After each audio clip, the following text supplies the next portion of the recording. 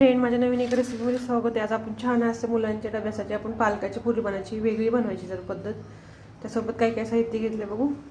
ही पालक कट करून घेतला मी बारीक, गाजर पण एक घेतले कट करून, कोबी घेतल्या, पत्ताकोबी थोडंसं कट करून घेतल्या बारीक, त्यासोबत जिरी घेतली, चवीपुरतं मीठ, हळद, थोडंशी जिरी पूड, लसण अद्रक लसणची पेस्ट, ओवा, कोथिंबीर आणि मॅजिक मसाले घेतले आणि हे थोडंसं 1 वाटी गव्हाचं पीठ घेतले.